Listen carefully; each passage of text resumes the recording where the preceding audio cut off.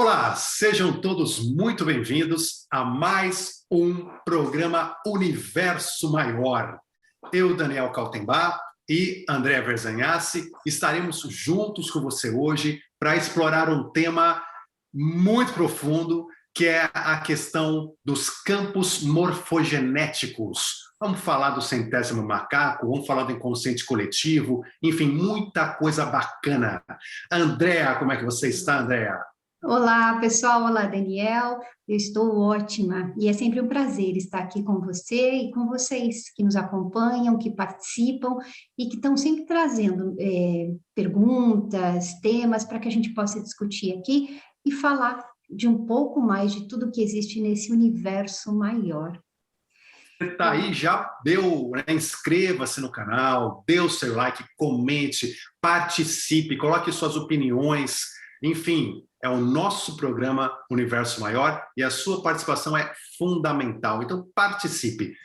Já que o Daniel colocou o tema de hoje, né? Campo morfogenético, eu já quero começar perguntando o que é esse tal campo morfogenético, como ele funciona e até que ponto ele influencia a nossa vida. Então, já deixei umas questões aqui para você, mas depois tem muito mais para a gente realmente tirar dúvida e entender este funcionamento do campo. Excelente, é muita pergunta. Vamos por partes, né? Vamos falar do campo morfogenético primeiro, né? O que é esse campo morfogenético? Então, quando a gente fala da origem da palavra, né? Quando a gente fala de morfo, nós estamos falando de formas, e genético da gênese, da origem, então origem das formas.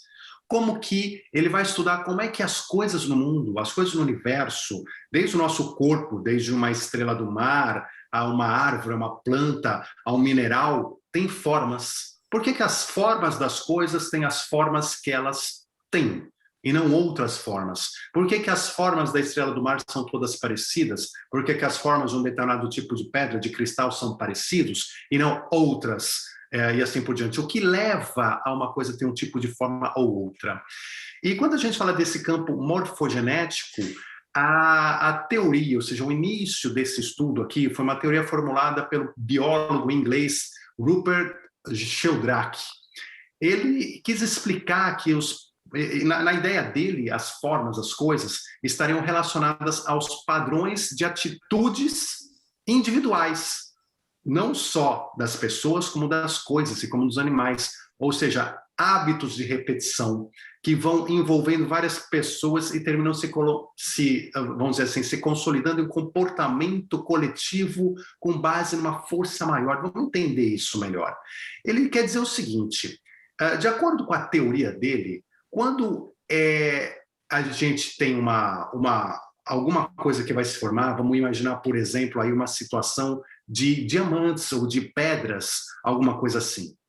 Então, quando os cristais, por exemplo, vão formar uma estrutura cristalina específica, esse composto, essa forma desse cristal, ele teria uma dificuldade maior de se formar pela primeira vez. Mas depois que há uma primeira formação daquele tipo de cristal, ou é como se o hábito, é como se o fato de existir aquela forma incentivasse que o cristal continuasse se desenvolvendo daquela mesma maneira, através da influência desse chamado campo mórfico, que seria como uma memória. É um campo que teria uma memória das formas. E aí essas formas do que for, elas vão se repetindo como se fosse um hábito, como se fosse por uma situação de estar acostumado, de criar, então aquela memória no campo mórfico faz com que os novos cristais, ou os novos animais, ou o que for que nós estamos falando aqui da forma, né, da criação da forma,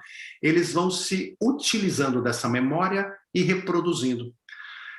A questão é que Sheldrake, ele trabalha com a ideia de que o universo estaria em caos, que tudo estaria num caos. Então, as coisas, antes de se formarem, antes de tomarem forma, elas estariam no caos, e por causa do campo morfogenético, elas começariam a criar uma forma, um padrão específico de uma determinada coisa. Isso a gente vale para a mesma coisa, nós vamos falar esses dois lados, estamos falando de cristais, mas vamos falar também do comportamento humano. Então, quer dizer que o comportamento humano, os pensamentos, as novas ideias, né, a forma como a sociedade se compõe, ela também, como é que ela se forma? Por que a sociedade humana é do jeito que é e não de outra maneira? Porque o hábito humano, as pessoas humanas teriam hábitos, ideias, e essas ideias começaram a ser copiadas, essa cópia entraria no inconsciente coletivo, e daqui a pouco todo mundo estaria fazendo aquelas mesmas atitudes, aquelas mesmas ideias, aqueles mesmos pensamentos, por um padrão morfogenético.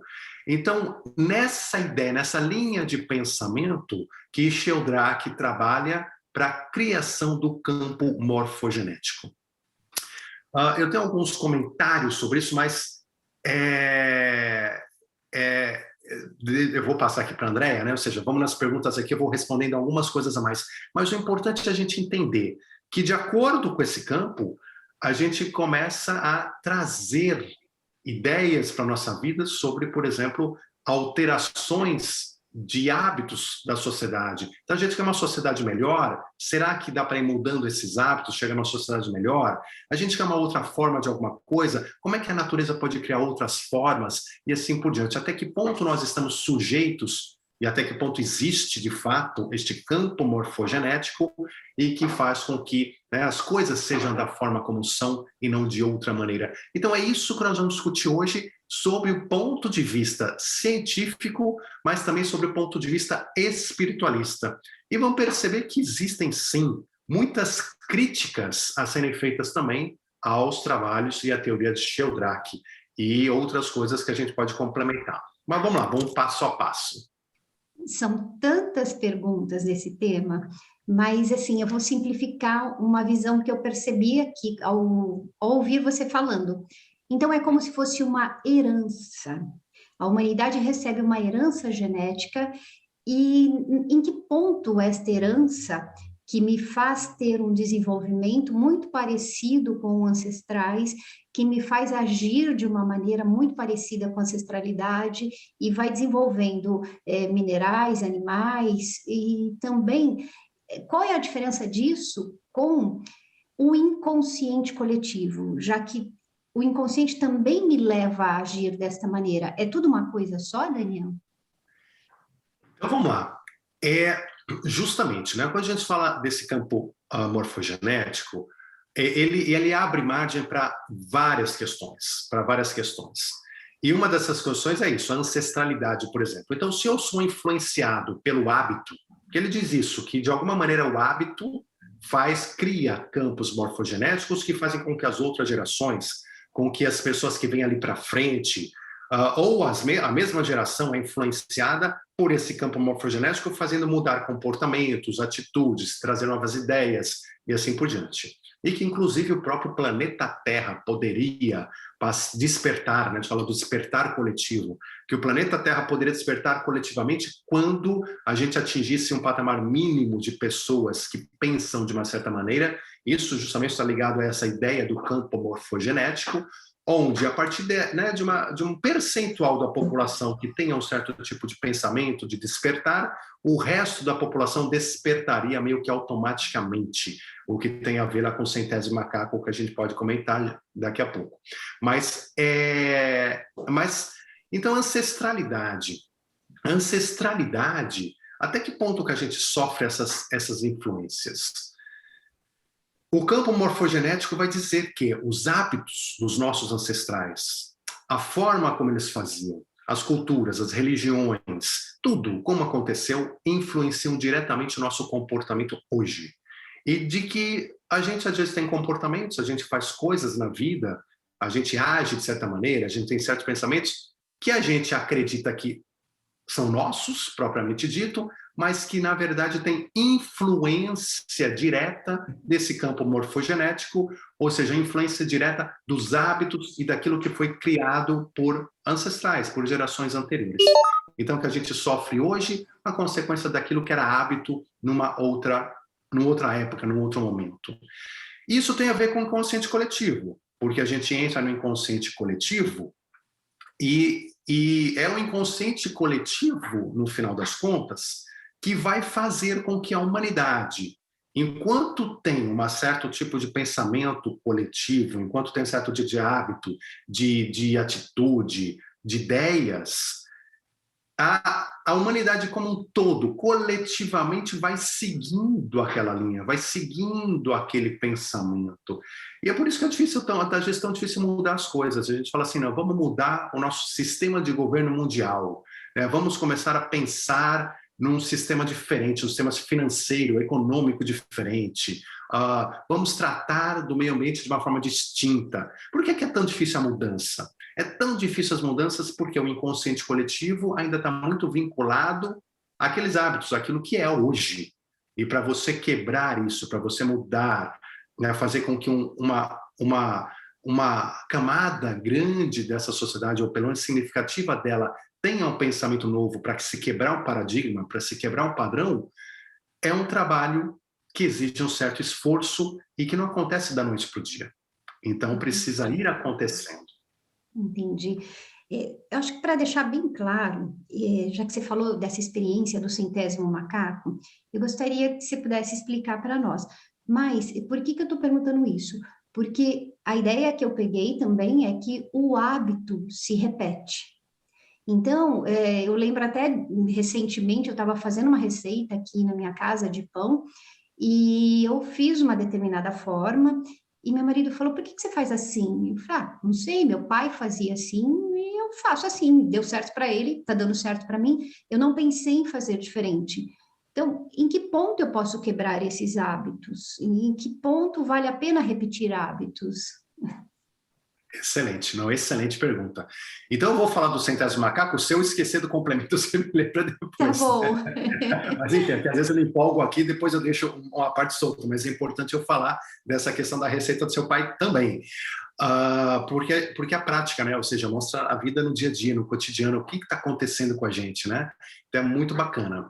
Mas a teoria do 100º macaco, que é muito conhecida, vocês já devem ter ouvido falar por aí, né? Ou seja, bastante, ela é uma teoria que diz o seguinte, de novo, tá? Depois eu vou mostrar para vocês a realidade. Vou falar sobre essa teoria e vou mostrar a realidade, porque na verdade isso é um mito. Isso não aconteceu exatamente como a gente às vezes vê na internet por aí, vê alguns youtubers comentando, ou lê em algum lugar. Não é exatamente assim. Então vamos ver o que é, e o que se fala do mito e o que é real dentro desse mito. Mas então vamos lá, vamos falar desse mito. E o mito vale, como todo mito, ele vale porque ele estimula, ele tem um fundo ali de verdade, ainda que na cientificidade do Sheldrake aqui, esse mito não faça sentido.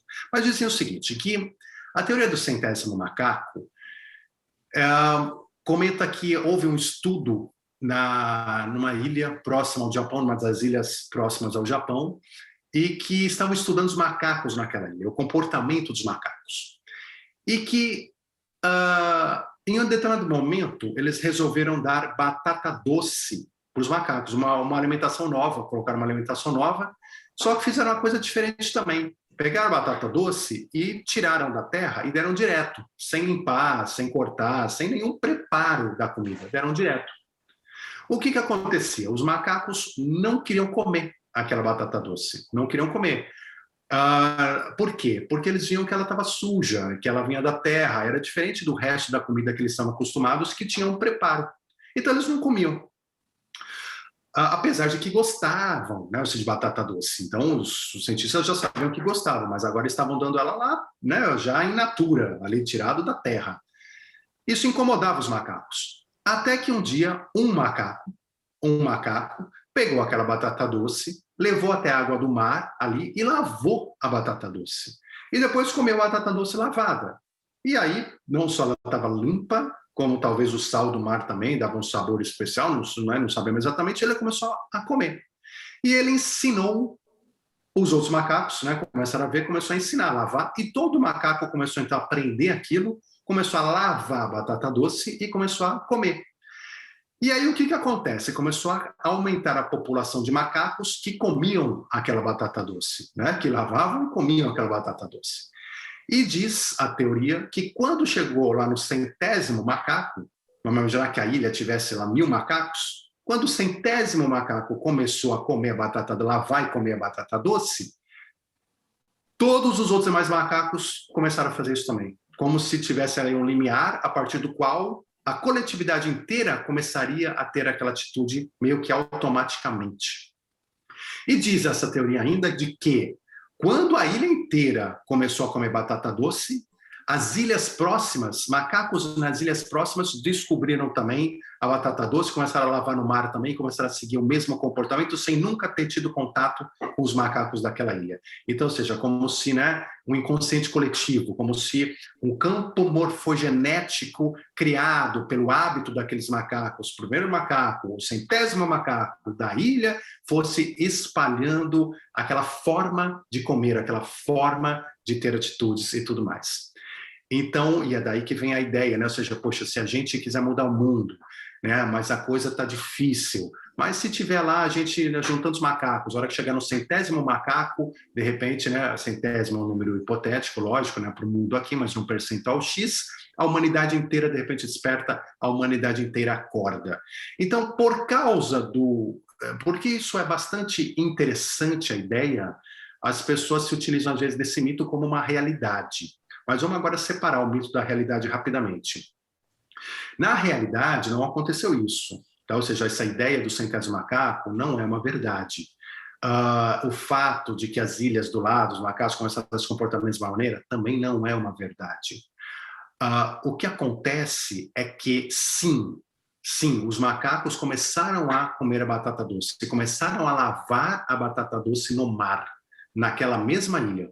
E houve um número de macacos que aquilo foi crescente. Então, existe sim um acompanhamento, existe sim um crescimento daquele comportamento, né? Esse crescimento pode até, de fato, chegar no momento da ilha de ter tomado a ilha inteira, né? E tomar a ilha inteira, mas, enfim, é só para a gente separar um pouquinho uma coisa da outra. E acho que é fundamental que a gente faça isso, até porque a gente não perde nada. As pessoas às vezes têm medo de perder algo da espiritualidade, perder algo fantástico quando a gente joga as lendas e os mitos fora, né? Não, a gente tem que usar os mitos até onde a gente tem que usar e temos que jogar fora onde tem que jogar fora. E entender que a espiritualidade é muito mais rica do que qualquer mito que a gente possa levantar. Né?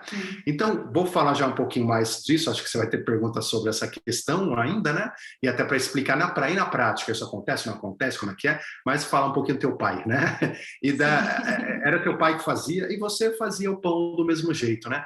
Então, vejam, o que é isso? É exatamente a teoria do 100º macaco aplicada na vida prática. Nós, de fato, imagina o seguinte, a forma para as coisas, elas têm que vir de algum lugar. Então, se Sheldrake falava de que as formas vinham do campo morfogenético, vamos deixar o campo morfogenético um pouquinho de lado, mas ela tem que vir de algum lugar. As formas vêm de algum lugar. Então, o Sheldrake não estava errado quando ele disse que a forma vem de um campo morfogenético. O que eu acredito que não faz sentido no que ele falava é a explicação pela qual isso acontece. Né? Então, assim, vamos deixar isso de lado, daqui a pouco eu comento um pouco dessa explicação, tá? Mas ok. Mas as formas vêm de algum lugar. Quando a gente nasce, né, qualquer ser humano, macaco, enfim, a gente tem dois lugares principais para a forma vir. Um que está no nosso ego. Então, aquela questão do ego. O ego sabe já como fazer uma aranha, fazer uma teia. Perfeito. Ela não aprende com a aranha do lado. Ela aprende olhando a aranha do lado. Como é que você fez a teia? Ah, deixa eu imitar. Não é assim que ela aprende. Ela já tem aquilo na programação dela, de alguma forma. E a teia da aranha está lá, formada. É incrível, né? Então, esse é o ego, a partir do ego. Nós também nascemos com alguns instintos, né? De comer, de sobrevivência e tudo mais. E tem outras coisas que a gente nasce sem, que a gente vai aprendendo e a gente vai imitando. É realmente o poder da imitação. Então, se você viu seu pai fazendo daquele jeito e você gostava, ou o macaco via lavando a batata e aquilo era interessante, você aprende na capacidade de aprendizado e você imita. E quanto melhor for aquilo, mais aquilo se espalha. Não é à toa que hoje nós temos, sei lá, né, videogames. Tem videogames aí que hoje estão espalhados, hoje com a globalização, mesmo joguinho, às vezes tem dezenas de milhões, centenas de milhões de pessoas no globo jogando aquela mesma coisa. Então, assim, o que que é isso? É uma imitação, imitação, imitação que toma o globo. É um exemplo besta, né? Mas infelizmente a humanidade ainda hoje espalha mais joguinho do que espiritualidade, né? Joguinho espalha rápido, espiritualidade ainda leva um tempo maior pelo nosso nível Sim. de evolução, mas de qualquer forma é o mesmo exemplo, é a mesma coisa. Então a gente pode sim atingir quantidades enormes, né? Atingir assim, o planeta, mas através dessa imitação, através do sentir que é bom, da percepção, da experiência positiva daquilo, e aí sim a gente começa a espalhar.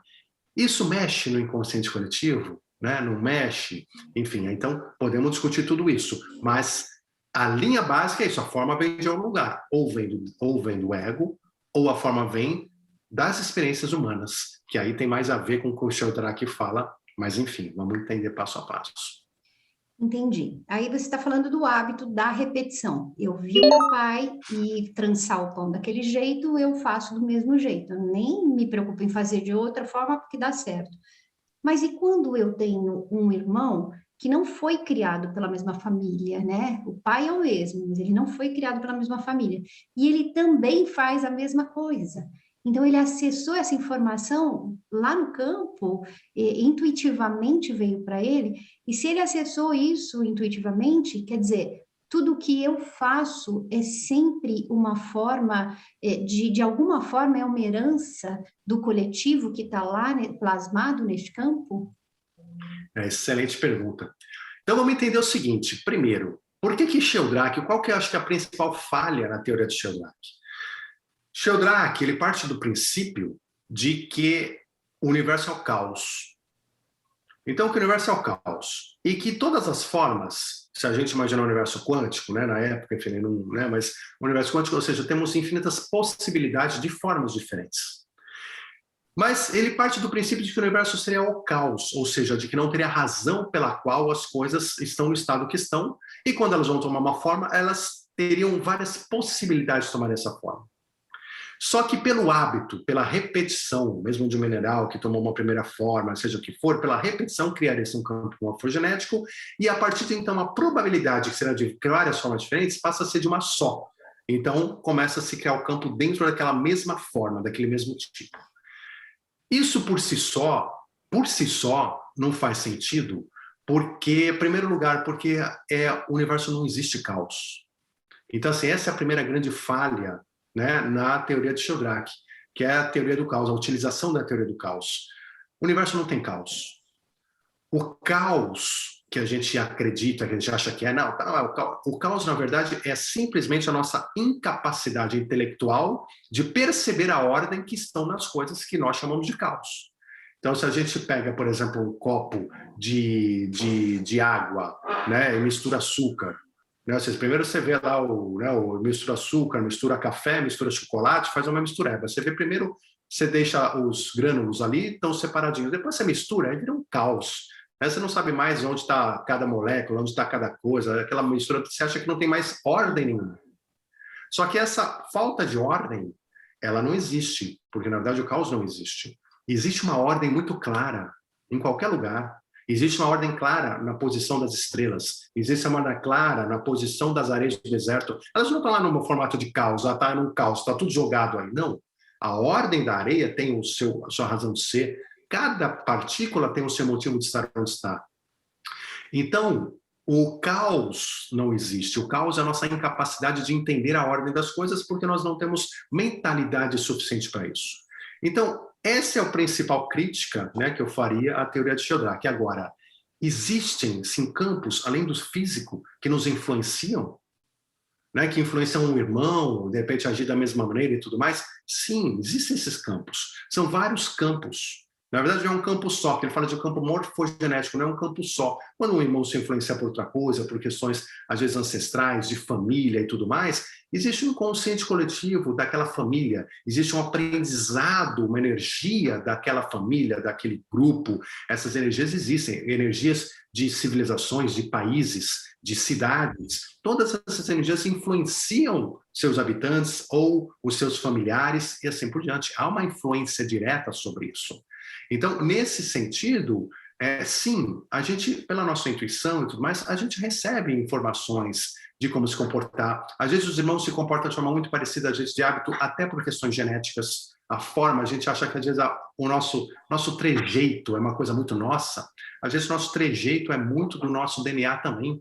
E aí familiares têm muito aquele mesmo trejeito, aquela forma de olhar, aquela forma de falar. Então há uma mistura de muitas coisas, né? E que às vezes são vistas como uma coisa só. Eu acredito que eu não te respondi tudo ainda, mas vamos por partes. Tem muitas dúvidas. Vamos lá. Eu estava pensando aqui, você estava falando, e você vai falando, eu vou pensando nas dúvidas que vão ficando ou nas ideias que surgem. Este campo me traz informações para moldar a minha vida, para as minhas atitudes, né, para o dia a dia em todos os reinos. Porém, se existe uma ancestralidade maior do que a da minha família, existe uma herança genética planetária, né? Ou uma herança espiritual planetária, que vai além daqui desta terceira dimensão, então eu também acesso costumes bem mais ancestrais, bem mais anteriores a esta linhagem humana? Eu acho uma pergunta. No universo, nada se perde. A gente, às vezes, acha que porque uma civilização viveu 2.000 anos atrás, então, hoje, faz diferença nenhuma para a gente. É absolutamente irrelevante. Às vezes, a gente acha que a nossa própria vida é irrelevante. Né? A pessoa fala, minha vida não serve para nada, é irrelevante. Nada, nada, nada nesse universo é irrelevante. Nada, nada se perde, nada, nada é por acaso. Nós estamos individualmente, em grupo, coletivamente, em Gaia, se a gente pensar em planeta Gaia como um todo, nós estamos evoluindo a cada dia. E as informações que nós vivemos e experimentamos como indivíduos, ou como sociedades, ou como cidades, civilizações antigas, modernas, cada experiência ela vai sendo registrada nos arquivos akáshicos e vai sendo registrada nesse inconsciente coletivo desta mesma civilização, deste mesmo povo, dessa mesma família. E o que acontece? São como informações, são como bases de evolução. Então, eu só posso evoluir. Se não houvesse isso, o planeta nunca evoluiria. A sociedade jamais evoluiria, porque a gente teria que recomeçar a cada pessoa, teria que recomeçar a cada ano. Mas não, as coisas vão se somando, tanto no físico, com aquilo que a gente pode fisicamente, cientificamente registrar em livros, né? Registrar em computadores hoje, registrar na internet. Tudo isso são registros que a gente faz, mas esses são os físicos. Além dos físicos, nós temos vários registros outros, né, nos arquivos akáshicos, que são registros em outros planos, que também estão registrando. E quando a gente vive o nosso eu superior, nosso eu maior, nosso eu coletivo também, ele acessa essas informações. Então, quando uma pessoa nasce hoje aqui, ela não nasce, é um bebê, se você pegar um bebê de um Neandertal naquela época, ele não conseguiria, nascesse hoje, ele não conseguiria desenvolver da mesma maneira, sem ter todas essas informações que a humanidade teve ao longo dos últimos milênios. Porque isso influencia cada indivíduo. Se hoje nós podemos conversar aqui sobre esses assuntos e ter um certo nível de entendimento, de modernidade sobre tudo isso, que ainda é pequeno se a gente comparar com daqui a 1000 anos, esses ancestrais não poderiam. Mas foram eles, o trabalho deles, o descobrimento deles, a experiência deles que nos fizeram chegar até aqui. É tudo uma continuidade. Né? A gente costuma achar que a pessoa nasce e morre e acabou. Não, há uma continuidade da sociedade, uma continuidade do planeta, uma continuidade das energias, e tudo vai sendo somado nesses registros. Então, sim, nós nos utilizamos de muitas das coisas que estão aí dos nossos ancestrais e que hoje a gente usa como ferramenta para seguir daqui para frente. Entendi. Me diz uma coisa, então, Daniel. O que eu faço hoje, aqui, agora, nesta data, ele tem o potencial, eu como indivíduo, não estou mais pensando no coletivo, ele tem o potencial de modificar esse campo que, como você falou agora há pouco, daqui 1000 anos ele pode ser acessado por alguém que vai estar lá, ou eu mesmo, não sei, que vai estar lá, mas que vai se utilizar desta mudança de postura minha aqui. Então, como você falou um pouco mais lá atrás, todas as pessoas são importantes, não existe um indivíduo que é menos do que o outro ou mais do que o outro, porque aí, eu compreendi como se cada um de nós tivesse o potencial, tivesse a semente da mudança que vai ficar plantada neste campo. É isso mesmo? Exato. Porque, veja só, uh, nós estamos rumo a uma perfeição infinita na nossa evolução. Para essa perfeição cada vez maior, eu, como indivíduo, eu não tenho condições, ou seja, eu não teria condições de, porque é infinito, eu teria que de encarnar, de viver todas as experiências possíveis de um ser humano, por exemplo, vou falar de nós aqui enquanto seres humanos, de tudo que um ser humano pode passar, de tudo que um ser humano pode ver, experimentar, sentir, eu não tenho condições de reencarnar tantas as vezes para sentir cada detalhe desse. Então, o que acontece? A gente não percebe, mas a gente é como um grande cardume. Eu estou vivendo aqui o Daniel, você está vivendo aí a Andréa. A minha vida, o que eu sofro, o que eu me animo, o que eu tenho de prazer, o que eu penso, o que eu aprendo, não é só para mim. Isso, de alguma forma, entra, né, nessa evolução, nesse inconsciente coletivo da humanidade e é aproveitado por todos, é aproveitado pela nossa família humana. Você, André, a mesma coisa, tudo que você vive. Eu falo assim, né? Às vezes é uma pessoa ali que a vida dela não serve para nada, tá horrível, tá tudo ruim, né? Tal. Eu sou grato a ela. Por quê? Porque ela está vivendo aquela experiência horrível no meu lugar. Eu estou no coletivo aprendendo com a experiência dela. Tudo que ela está sofrendo, os pensamentos dela, o que ela está passando, tudo mais, eu sou grato a ela porque ela está passando por mim, né? Então, no caso dela, eu falo, ela está passando por mim, eu não tenho que passar por isso mais. Por quê? Porque ela está passando exatamente daquele jeito. Cada vida é única. E por isso que cada vida tem um aprendizado único. E aquele aprendizado único é só dela, só que vai ser para ela e vai ser para o inconsciente coletivo. Então, isso volta para o inconsciente coletivo. Então, todos nós estamos aprendendo com a vida dos outros. Que nem o cardume lá, o peixinho foi lá, saiu do lugar, foi comido pelo tubarão. Os outros aprenderam com aquilo. Né? Pode ter certeza que aprenderam. E todo aprendizado acaba sendo coletivo. E nesse coletivo, é interessante que ainda na teoria, né, do campo morfogenético, né, ele disse o seguinte, uma constatação de que quando há pensamentos comuns, então, por exemplo, vamos falar de uma nova era, de um despertar de consciência, muitos pensamentos comuns entre seres vivos têm origens em necessidades comuns. Então, né, seja para uma nova era, seja para comer batata por causa da fome, né, a batata doce lá, seja o que for mais feijão, pensamentos comuns surgem de necessidades comuns e aí se encontra um caminho através da consciência do inconsciente coletivo.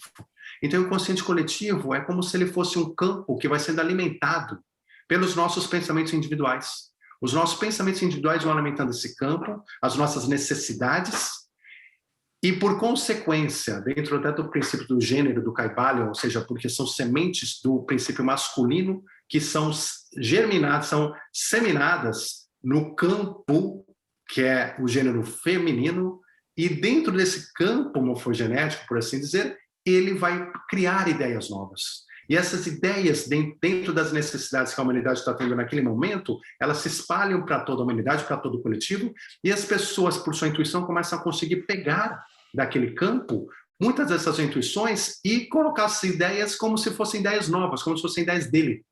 E é por isso que muitas vezes a gente repara aqui no mundo, a mesma ideia parece surgir em vários lugares diferentes do planeta ao mesmo tempo.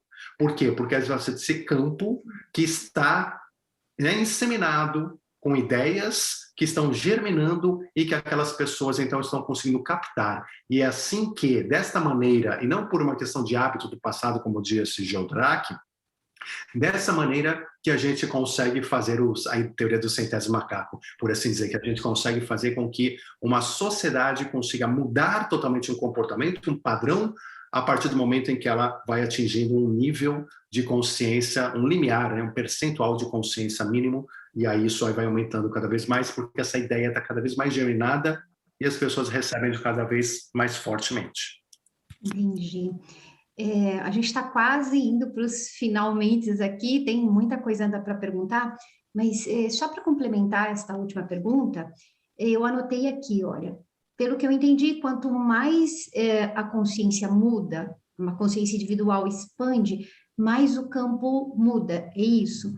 E, assim, efetivamente, o que eu posso fazer enquanto indivíduo para mudar o coletivo, para melhorar o coletivo? Pequenas atitudes, pequenos sentimentos, o que vai mudar de fato tudo isso?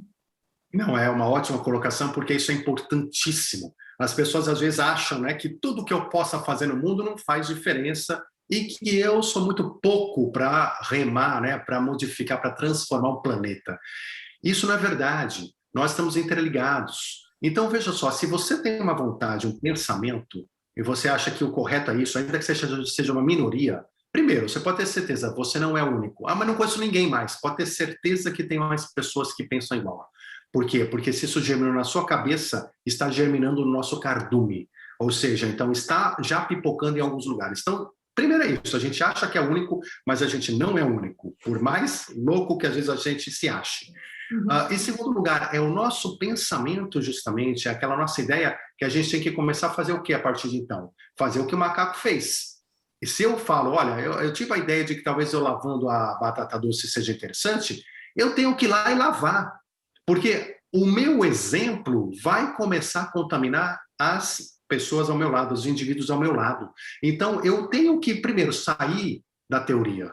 Então, se eu tenho uma ideia e quero mudar o mundo, começa a pôr essa ideia na prática, ainda que seja dentro da sua casa, na sua família, que seja com uma pessoa, com um vizinho, com quem for, né? Ou seja, comece a fazer e dar o exemplo. Esse exemplo, aos poucos, ainda que não seja seguido imediatamente pelo macaco que está vendo, né? Mas ele está germinando, essa semente está sendo germinada na cabeça dele, mesmo que ele não faça. E esse germinar, ele tem um momento de amadurecimento e pode amadurecer mais para frente. E ele também ajuda a germinar as outras pessoas. Então, existe um trabalho físico, que é você perceber que outra pessoa do seu lado está mudando. Existe um trabalho no campo, que é essas sementes estão sendo espalhadas e elas vão começar a germinar nas pessoas corretas no momento correto.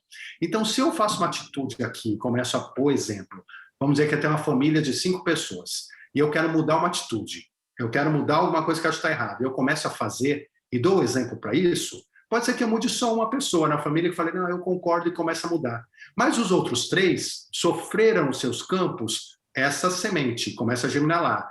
Essa semente no campo maior, ela espalha, mesmo que eles não tenham trazido para si a mudança no físico, na cabeça deles, dentro desse campo, essa semente começa a se espalhar e vai se espalhar para a família do lado.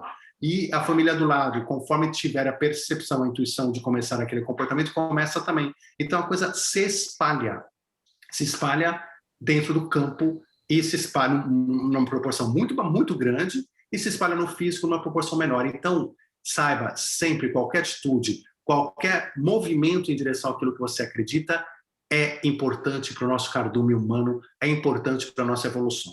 E vai fazer toda a diferença, vai fazer toda a diferença. Entendi.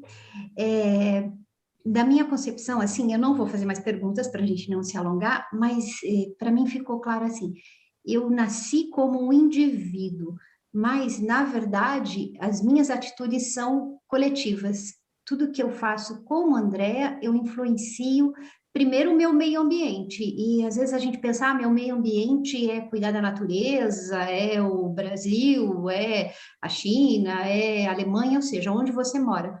Na verdade, o meu meio ambiente é aqui, a minha casa, as pessoas que vivem comigo. E só que cada um que vai se modificando, isso vai se estendendo. É como se cada um que for se curando, também vai curando o meio ambiente, também vai curando o planeta, né? Foi essa compreensão que eu tive deste campo morfogenético. Agradeço. Não, excelente, André. Eu que agradeço. Né, a tua conclusão é exatamente isso mesmo, está perfeita. A gente esquece muitas vezes na vida de que não existe vida sozinho. Você não é uma ilha sozinho, você está em relacionamento. Sempre, todo dia. Você está se relacionando com outras pessoas, você está comprando coisas, você está vendendo, você está pensando, você está... Tudo que a gente faz é uma forma de relacionamento com os outros, com a natureza e assim por diante. Então, não tem como a gente não estar influenciando e sendo influenciado todos os dias de nossas vidas. Então, sejamos mais fortes na nossa influência, né? Porque quanto mais forte nós somos na influência, mais a gente vai levar adiante as nossas ideias, as nossas sementes. Então, isso é que é importante a gente entender. E eu quero também, então, já agradecer, né? Te agradecer, Andréa, por mais esse nosso episódio aqui nesse nosso programa Universo Maior. Quero agradecer a presença de todos vocês aqui. Lembrando que na próxima quinta-feira, aqui no mesmo horário, teremos mais um, né, Universo Maior, com outro tema diferenciado. E pedir para você que está aí, inscreva-se no canal, dê o seu like, comente, participe, sugira temas. Se hoje ficaram perguntas que não foram respondidas, coloque suas perguntas. Eventualmente, isso pode gerar mais um programa sobre esse tema. Enfim, vocês fazem o programa. Então, participem, né? Gratidão a todos vocês. Eu agradeço e até a próxima semana. Forte abraço, muita luz a todos. Tchau, tchau.